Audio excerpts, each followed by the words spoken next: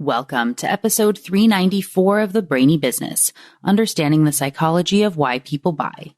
Today's episode is all about anchoring and adjustment. Ready? Let's get started. You are listening to the Brainy Business Podcast, where we dig into the psychology of why people buy and help you incorporate behavioral economics into your business, making it more brain-friendly. Now here's your host, Melina Palmer. Hello, everyone. My name is Melina Palmer, and I want to welcome you to the Brainy Business Podcast. Today's episode is dedicated to one of my favorite concepts, anchoring and adjustment.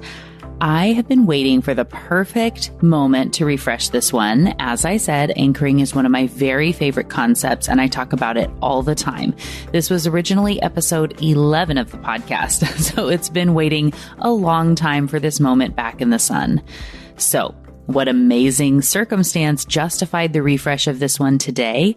It's because my wonderful friend, Kwame Christian, is back on the show this coming Friday.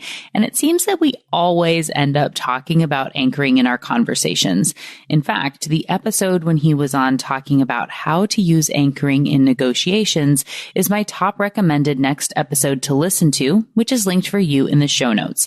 So it felt like the perfect fit for this week to tee up that chat, which is sort of an Inception style episode. I was asking him questions from my students as a reverse interview for his show, Negotiate Anything.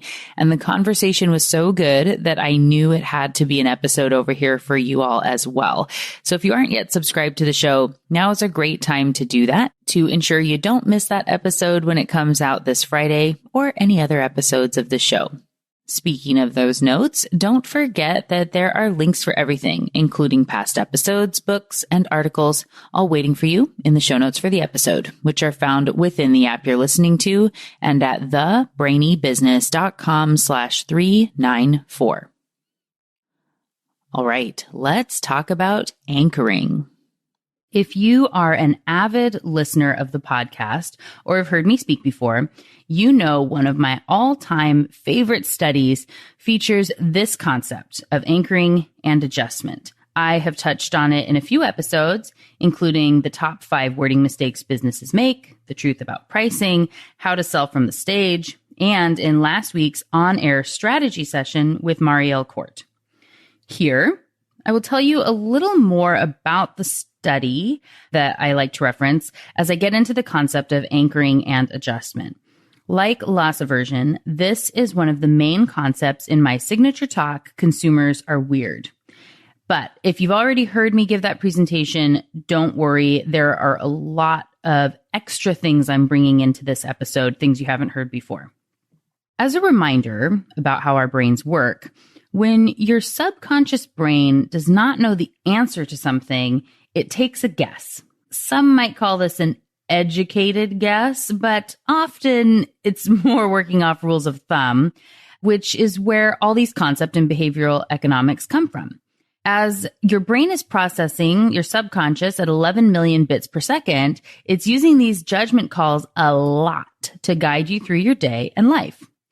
When I introduce the concept of anchoring and adjustment, I always go with a little question and answer game to get things started. While I can't hear your responses, I'm going to go ahead and just ask you questions and know it should work the same. I'm trusting you not to Google the answer. Just go with your gut to get a feel for how this works. Okay, are you ready for the question? Are there more or less than 10,000 emperor penguins in Antarctica? And how many do you think there are? Do you have the number in your head? There are actually 595,000 emperor penguins in Antarctica. Was your number a lot less than that? Or say I was to ask you, are there more or less than 1,000 countries in the world? How many do you think there are? There are 195 countries in the world. Was your number higher than that? What happened? Your subconscious took the number I threw out to you and assumed I must know something about emperor penguins or the number of countries in the world, which is why I gave you that first number. What if I had simply asked you, how many emperor penguins are there in Antarctica, without the preface of, is it more or less than 10,000? Would your number have been different? Or what if the anchor I gave was 1 million or 10 million or 100 million? Here's the thing. Your brain is really lazy. It has a lot going on, but it's all about shortcuts. It relies on them for basically everything when it can. And when I ask the question about countries, for example, your brain's conversation with itself might have been something like, let's see how many countries I can name. No, that's going to take too long, and it's a lot of work. If I hadn't given an anchor, it might have used some other rule of thumb, like estimating. And you would have said, well, I know North America has 3, and then there's Australia, New Zealand out there. Let me think of a map. Maybe there's an average of 20 countries on each other continent, or how about I pad that a little because I'm probably forgetting a bunch. So let's say 30 per continent means 120 plus the handful I named. So I'll guess 125, not too far off. And it's still based on estimation. It's easier than trying to list as many as you can. But because I gave you the high anchor of 1,000, your brain skipped that whole estimating thing and went with the easiest possible path. You knew you had a short period of time to answer, so it was quick to throw something out.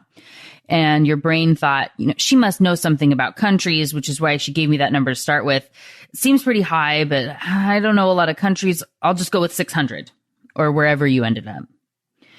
The really fascinating thing about this is it works with completely random numbers, ones that should have no impact on the question.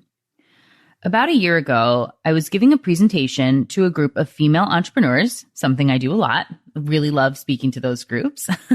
For this particular group, I did something a little different than I do in most of my presentations. I asked everyone to think of the last 2 digits of their social security number. Then I asked them to look at my necklace. I don't often wear really large pieces of jewelry, but this one was particularly blingy, so everyone in the room could see it clearly. I asked them to think about how much they thought that necklace was worth. And do you know what happened? People who had a higher last 2 digits of their social security number valued the necklace higher than those with a lower last 2 digits. As I explained to the audience, I said, studies have shown someone with higher last 2 digits, like 89, will value the item higher than someone with a lower last 2 digits, like 12. One woman raised her hand and said, the last 2 digits of my social security number actually are 89. Side note, what are the odds of that? But she said, the last 2 digits of my social security number actually are 89. And when you asked about the value, I thought $89. And then I thought, no, that's stupid. I'll say 65. And that is exactly how anchoring and adjustment works. For the record, the woman with the lowest last 2 digits in the room, hers were 00, valued the necklace at $35. A full $30 less. This is based off a study Dan Ariely talks about in his book, Predictably Irrational, which I reference often in the podcast. As he says there, don't worry. If the last 2 digits of your social are high, it doesn't mean you've been overpaying for things your whole life. This only worked because it was entered into your mind just before I asked the other question. That's called priming, which will have its own foundational episode soon. The effects would wear off quickly as our brains, as you know, are quickly churning through information.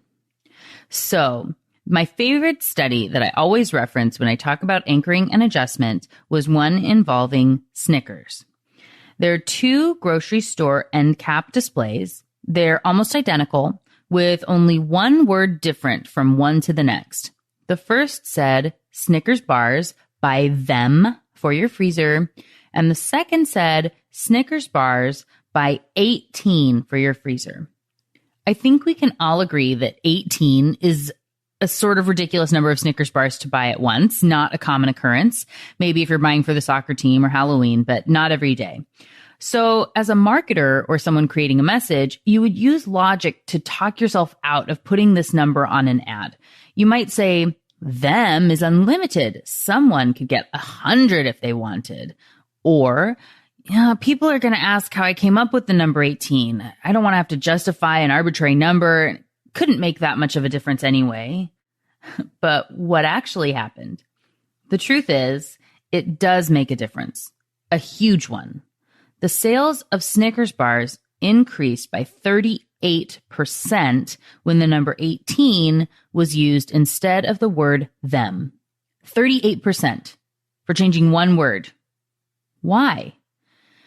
When you're walking through the store and you see an ad with the word them, it likely doesn't even register as a blip in your brain. If it does, you might think, sure, I'll get 2 or 3 and drop them in the cart. But the number 18, that might stop your subconscious brain because it's such a silly number. You might think, 18? That's crazy. I'm way better than all those people who are buying 18 Snickers bars. I'll just get 6. Did you see what happened? That's anchoring and adjustment at work. We can be scared to throw out big numbers in our businesses, but it can make a huge difference in sales. That study with the Snickers bars, which is linked in the show notes, of course, also goes into detail for other grocery stores examples that are using those high anchors. For example, when an advertisement for yogurt or cans of soup, let's say, is listed at 10 for $10, you will buy more than if they're listed at $1 each. And what about limits? Another study within that same article looked at discounts on cans of soup. There were 3 conditions, all with the same 10-cent discount, so nothing huge. In one variation, it was unlimited. People could get the 10-cent discount on any number of cans purchased. Again, you could buy 100 if you wanted. The next group had a limit of 4 cans of soup that qualified for the 10-cent discount, and the last group had a limit of 12. What happened? Again, you might think those people who need to stock up on soup will stock up regardless, but that would be too logical. When the number was unlimited, the average was 3.3 cans of soup. With a limit of 4, 3.5 cans, so it went up a little. What about with the limit of 12? They doubled, an average of 7 cans purchased. Crazy, but true. Last week, I was featured in an article on Hiya called 7 Tips for Better Back to School Shopping. And that Hiya is spelled HighyA. And there's a link in the show notes if you want to check it out.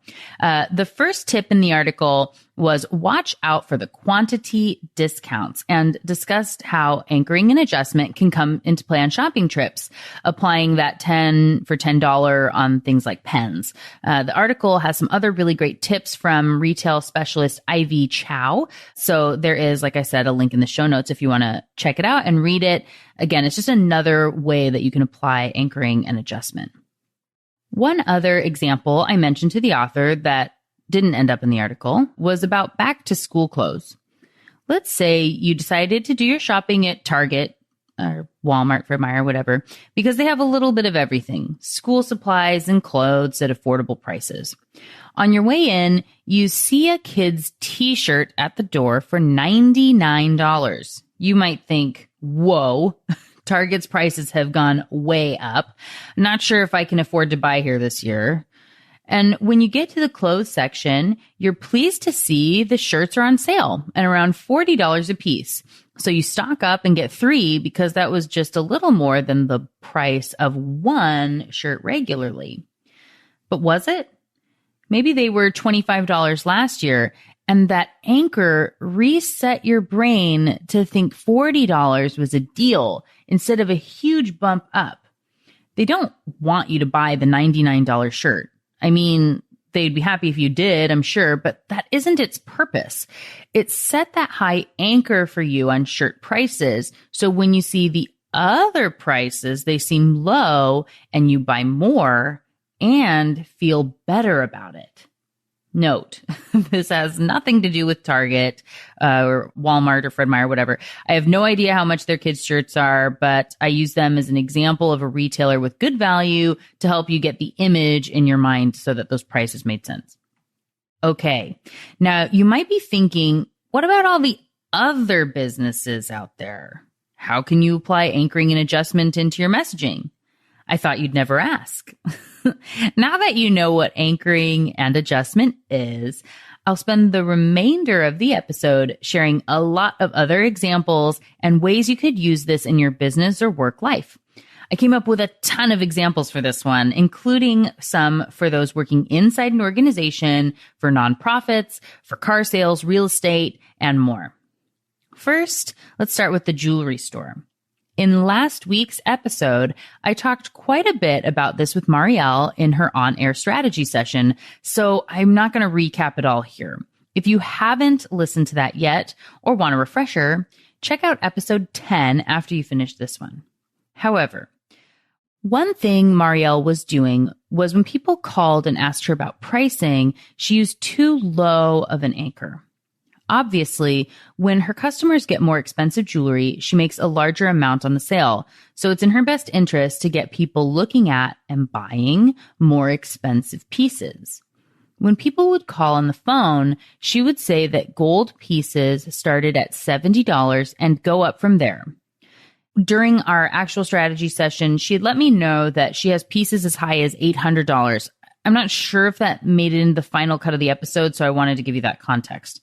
The funny thing about anchoring and adjustment is when Marielle tells someone that gold earrings start at $70, that number of 70 becomes the anchor.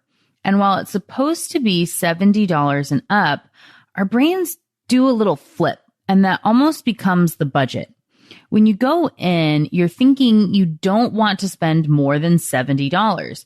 Maybe you only bring $100 with you, and you're in a state where you want to get in and out for less than $70, and the whole transaction is set up to fail. The customer might have had a bigger budget than that, and maybe they would have been happier with a more expensive piece, but it's harder to get them there when you unintentionally set this low anchor.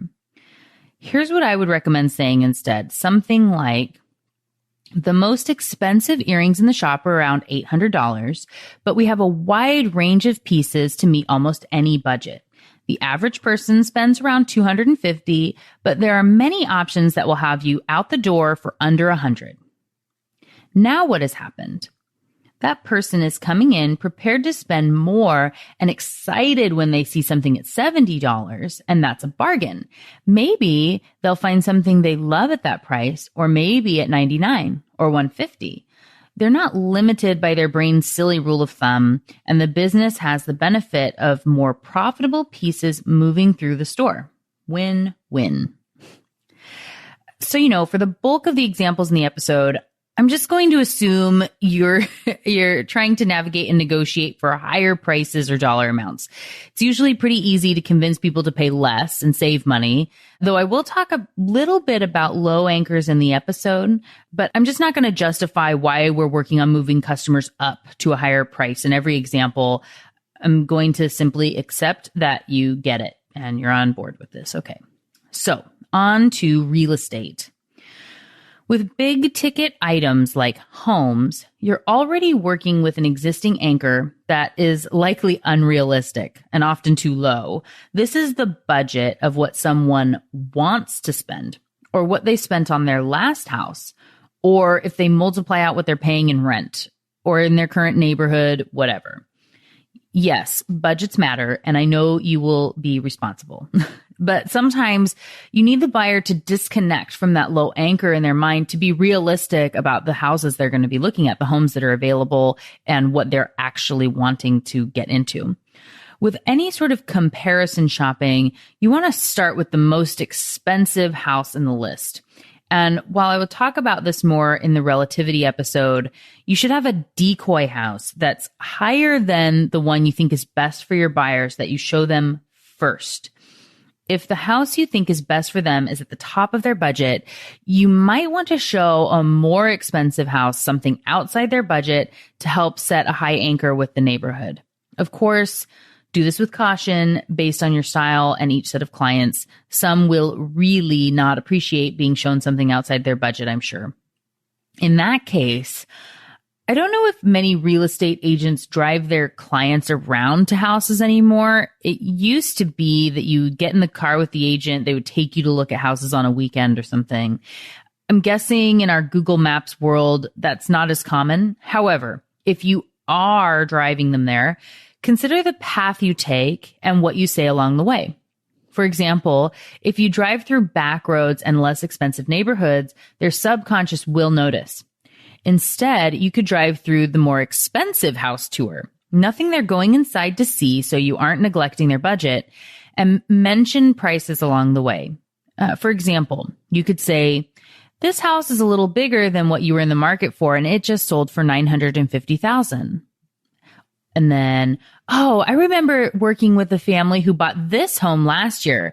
It was $1.1 million and a real bargain given the size of the yard. Their family's so happy there. I just checked in with them last week and blah, blah, blah. It seems like idle chit chat, but their subconscious will remember the numbers when you go and show them houses for, say, $750,000 or $600,000, and they will seem like a better deal. Similarly, if you work in a store of some kind, perhaps selling furniture or electronics, or as I said earlier, clothes, truly it doesn't matter. You could use this same tactic if you are taking someone to see an item. I'm going to go with the furniture example because I know I have listeners from that space. If someone is in the market for a dining room table, or a sofa or a bed frame or anything else, be mindful of what you walk by on the path to what you're going to show them, especially if the store you're in has prominent price tags. If you walk by the clearance and floor sample discount section, the items you take them to see will feel much more expensive in comparison. Instead, consider a path that walks past more expensive items along the way to help ensure the item you're showing them is a lower and more reasonable price in their mind. Then it feels like a bargain instead of a stretch. If you work in the store, you have a pretty good idea. If you own the store, you could set things up in this way that you have higher prices near the front and lower prices toward the middle or inside. If you do interior design and you know you're going to be taking someone to a range of stores, do your homework, go check first and plot out your path to see if that can make a difference for you. Moving on now to selling anything with a lot of options or features and available add-ons. I'm going to use an example from buying a car because we're all likely very familiar with the process. There are two options to present a car to someone when they're buying it. First, you can say, here's the baseline model and all the items you can add on to customize your car. Have fun, make it your own. Then you have this big long list in a checkbox or something. I remember going through that once when I was buying a car. The other option would be, here is the top of the line with all the features selected, or maybe 80% of them. Go ahead and remove or add anything, remove anything you don't want, add anything that you do. Do you think people end up spending the same amount in both scenarios? Of course not. People will buy more expensive vehicles and packages when presented with the second option. It has everything and remove what you don't want versus being asked to add things on. As a note, this incorporates some other concepts of behavioral economics, including defaults, perceived ownership, and loss aversion, but I will not dig into those concepts here as they will all have their own episodes. Obviously, loss aversion is already done. So the lesson, if you have bundled options and lots of features, price it out and present the big option and let people take away what they don't want. They'll end up with more than if they're picking a la carte. For those of you who work in multi-level marketing or MLM, which is also called network marketing or referral marketing, I know your prices are often already set. So you might think this doesn't apply to you, but it does. For anyone who's unfamiliar with those terms, these would be all your friends who sell for Arbonne or Cabby or Sensi or doTERRA. You know what I'm talking about. There are a lot of people selling the same products, and the prices are often set by corporate. So what do you do when you do not control the price? For one, if there are multiple levels of an item, say 2 or 3 types of shampoo or warmers or sizes of oils or whatever, make sure you present the most expensive one first and work your way down. Secondly, you can also incorporate bundles, something like a fresh face starter package or a whole home package, which includes multiple items. Present them as a package with some explanation for why they go together and are right for the person you're working with, and give them the option to remove what they don't want. They will likely buy more than if they're presented with everything as one-off items. Speaking of bundles, I have a couple of super awesome examples from my next category, service-based businesses. This is for all the coaches and consultants out there. If you like the Facebook page or follow me on social media, remember I am the Brainy Biz on everything social. You have seen recently a couple of stories I shared of people implementing my advice on anchoring and adjustment and relativity. Within a span of about 10 days, I had 2 different people in service style businesses let me know how they had implemented my advice and seen amazing impact. First, while at a networking event, I had a conversation with a woman named Dawn, who I have not worked with directly, but she saw me speak about 6 months earlier. She let me know how my talk and the way I described anchoring and adjustment changed her business. She had a couple packages available, and she sells high price tag packages starting at $5,000. She had struggled with selling those and had almost no one getting her then highest package at $10,000. So what did she do? She looked at all of what she offered and created a bundle. Her packages are not tiers, as in you get level A or B or C, but they're things that could combine together. So she said to herself, if someone bought all 3 individually, it would be close to $25,000. I think it was 23 or something. I don't know exactly. So she decided to do a $20,000 bundle price if someone was to go ahead and buy all 3 together. Notice this did not cost her anything. She just changed the way that they were presented and added this extra layer. What happened? $10,000 packages are now flying out the door, and so much easier for her to sell because the high anchor of the bundle price at $20,000 exists. So cool. Dawn was kind enough to do a live video with me at the event where we talked about this.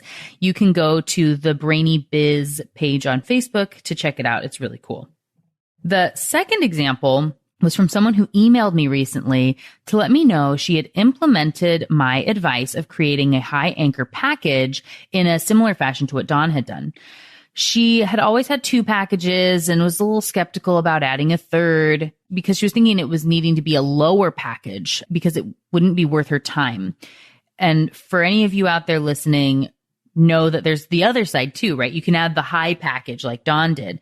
So she realized that she could incorporate a higher price point instead.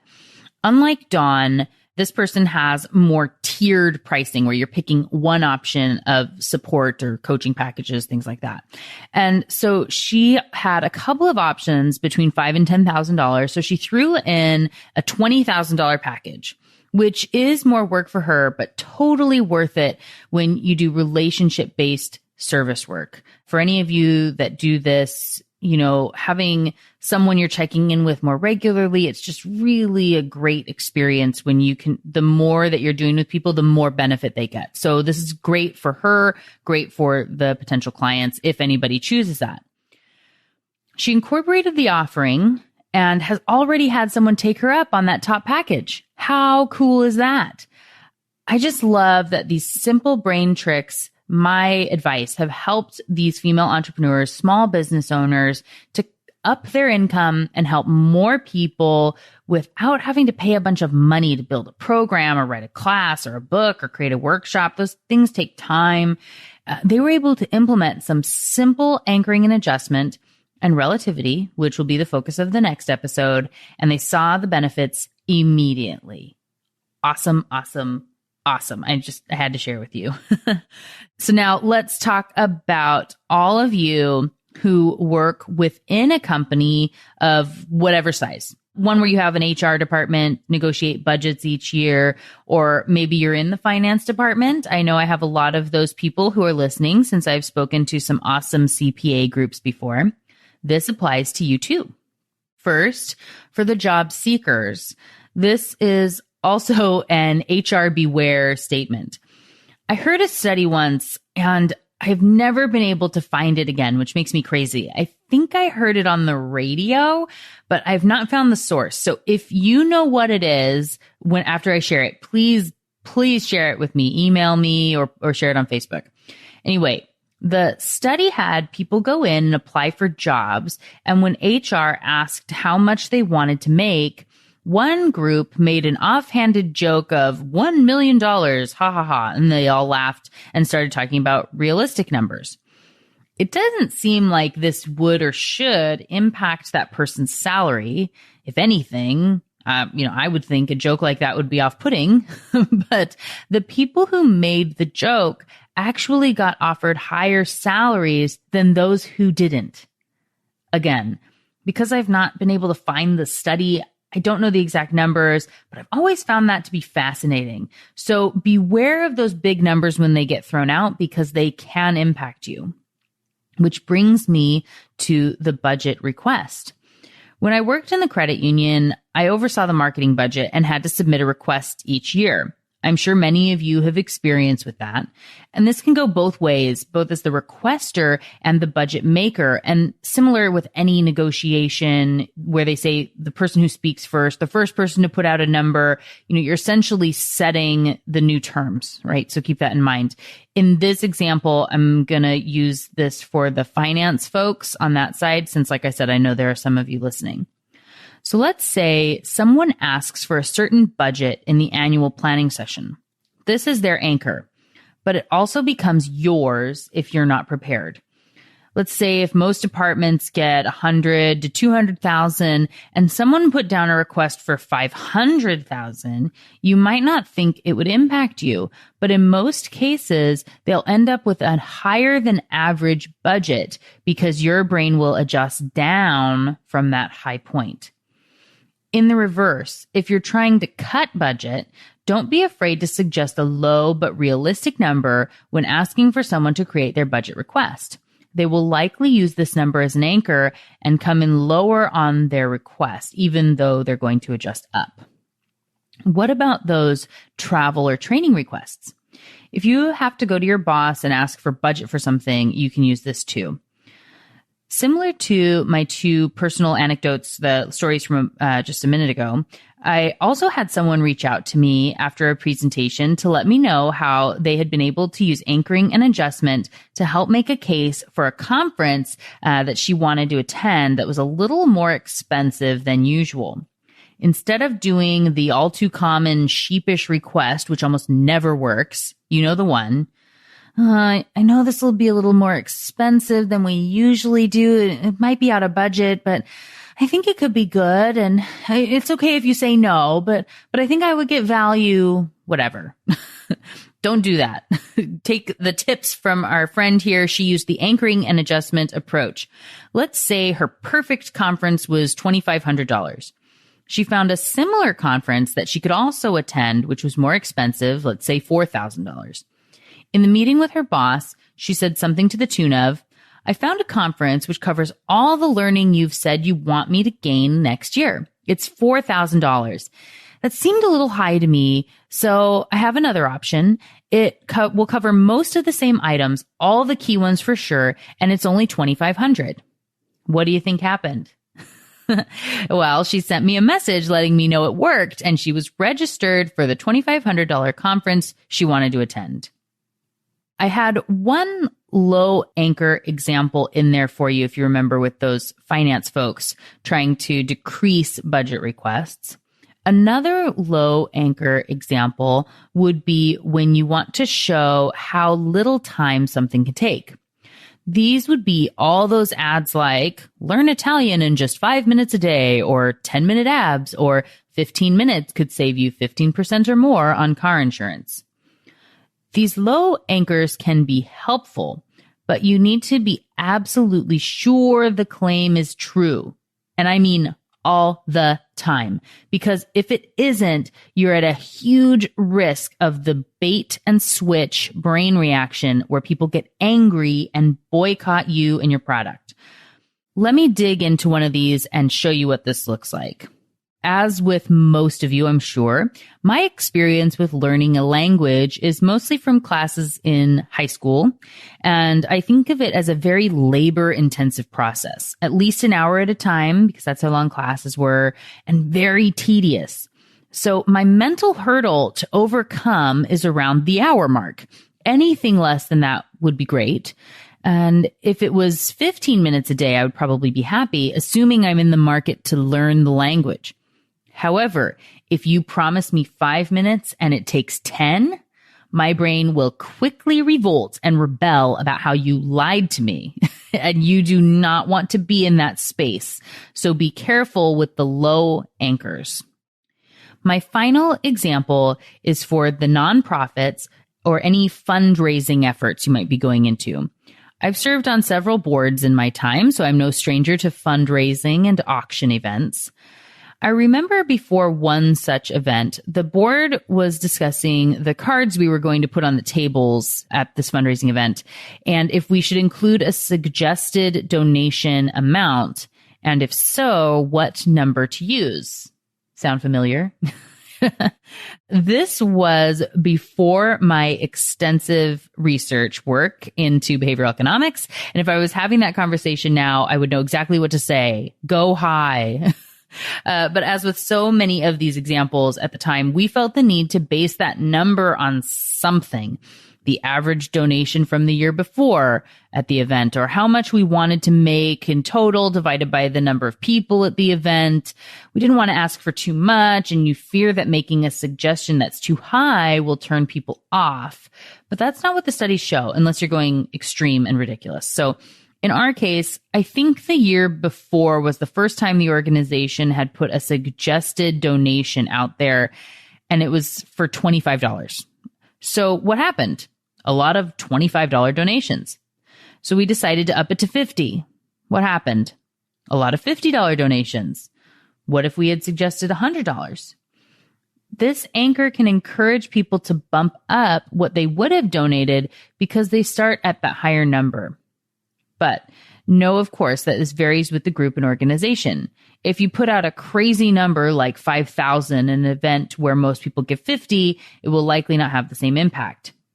However, have you ever been to an event with a live auction?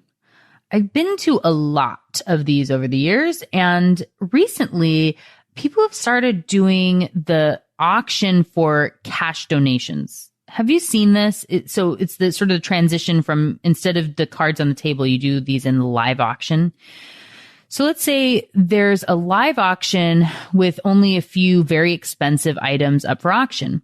If you have 200 people in the room and 10 items in the live auction, a lot of attendees will not have a chance to donate, and you could lose out. And that's where you do those cards. However, if you do the live auction version of the suggested donation, it can encourage more donations at higher amounts because no one wants to be the only person in the room or at their table who doesn't raise their card.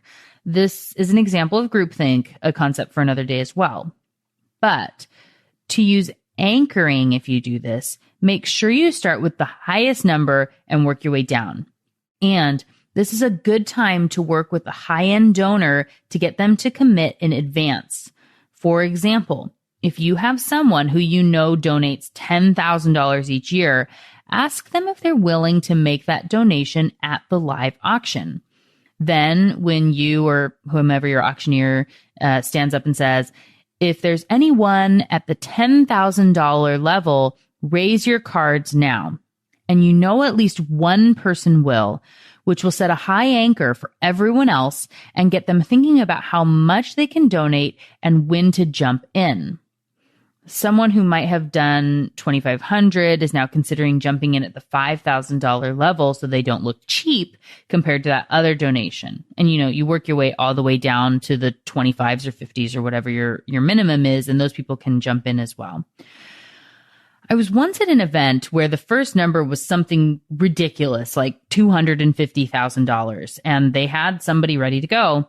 It was one of those celebrity chef events where it was $2,500 a plate or something.